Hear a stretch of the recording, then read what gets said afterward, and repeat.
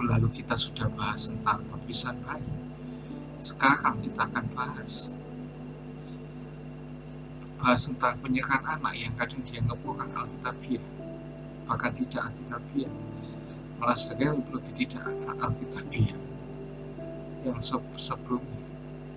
Tapi apakah sebenarnya kurang alkitabiah atau bahkan yang lebih alkitabiah?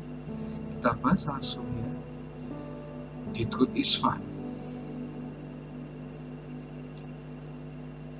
Di sebagian besar denominasi Protestan yang mempraktikkan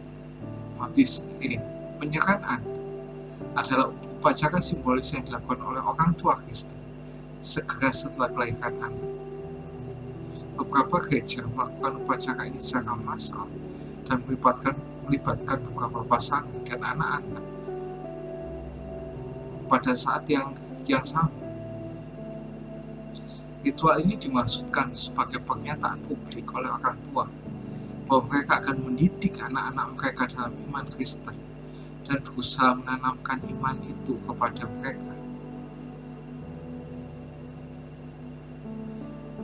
Jemaat sering menanggapi melalui pembacaan responsif atau metode lain untuk menegaskan bahwa mereka sebagai keluarga, gereja atau yang biasa kita sebut dengan saudara seiman juga akan berusaha mendorong orang tua untuk membesarkan anak dalam iman, misalnya membawa anak ke sekolah minggu. Nah, ada keselamatan yang tersirat dalam upacara tersebut, dan hal itu bervariasi dari gereja ke gereja.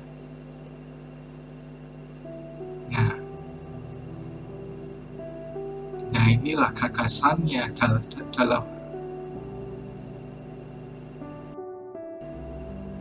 dalam Alkitab. Kenapa harus ada penyerahan anak? Hana adalah seorang istri yang mandul dan berjanji untuk mempersembahkan anaknya kepada Tuhan. Jika Tuhan memberinya seorang putra, seperti dikatakan di 1 Samuel yang pertama, ayat yang ke-11. Dan perempuan itu mengucapkan nazar dan berkata, "Ya Tuhan semesta alam, jika engkau benar-benar memperhatikan penderitaan hamba-Mu ini, dan mengingat aku, dan tidak melupakan hamba-Mu ini, tapi memberikan kepada hamba-Mu ini seorang anak laki-laki, maka aku akan menyerahkan dia kepada Tuhan sepanjang hidupnya, dan tidak ada pisau cukur yang akan menyentuh kepalanya." Dan juga di Lukas 2 ayat 22. Dan ketika tiba waktunya bagi mereka untuk disucikan menurut hukum Musa, maka mereka membawa dia ke Yerusalem untuk mempersembahkan dia kepada Tuhan. Nah, yang Lukas 2 ayat 22 ini memulai kisah Maria dan Yusuf untuk membawa suci setelah 40 hari untuk mempersembahkan dia kepada Tuhan. Upacara ini sedikit lebih rumit karena melibatkan korban, tapi sekali lagi upacara ini tidak menunjukkan tingkat keselamatan apapun. Penyerahan anak atau bayi bukanlah salah satu dari 2 tata cara baptisan dan perjamuan kudus yang diwajibkan bagi orang Kristen di Perjanjian Baru. Sebagai orang Kristen, kita dibaptis dan berpartisipasi dalam perjamuan Tuhan sebagai tanda lahiriah dan publik dari apa yang telah Yesus lakukan dalam diri kita. Nah, di sini juga diingetin untuk orang tua yang punya anak yang belum dibaptis, sebaiknya tidak mengizinkan anaknya untuk perjamuan kudus. Memang kadang gereja kan nggak bisa mengawasi kan secara betul-betul secara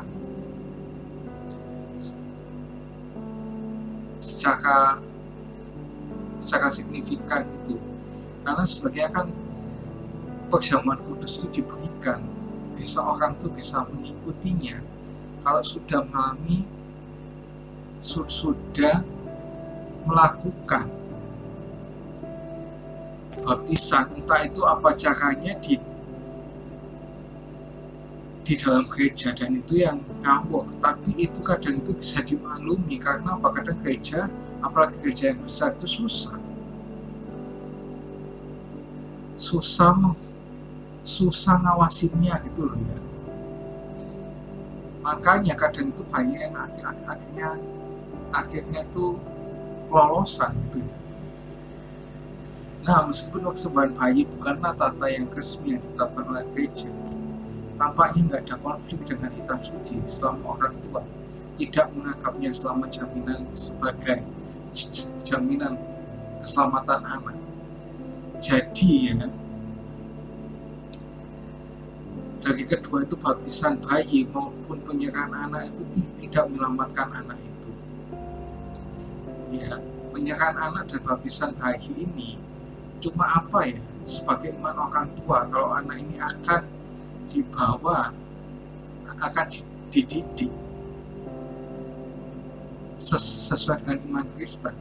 Tapi pada saatnya ketika dia sudah besar, paling tidak usia 12 tahun, dia sudah bisa dibaptis salam supaya bisa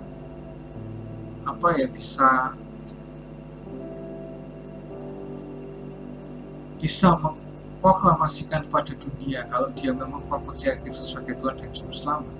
Walaupun di beberapa gereja itu diberikan surat pernyataan orang tua gitu loh ya. Dan alangkah lebih baiknya kalau dibaptis itu di atas 17 tahun supaya nggak perlu gitu-gituan, nggak perlu ada surat pernyataan, sehingga cuma perlu iman pribadinya dari anak itu sendiri gitu loh. Dan setelah dibaptis selam atau dibaptis dengan cara apapun itu, nah barulah bisa mengambil perjamuan kudus ya. Jadi jangan salah ya, kedua-duanya ini tidak menyelamatkan dan gak ada perintah di Alkitab yang mengharuskan kita untuk melakukan itu. Ya ini juga cuma sebagai komitmen orang tua aja, menyerahkan anaknya dan berkomitmen juga untuk mendidik anak itu sesuai dengan firman Tuhan. See you and God bless you.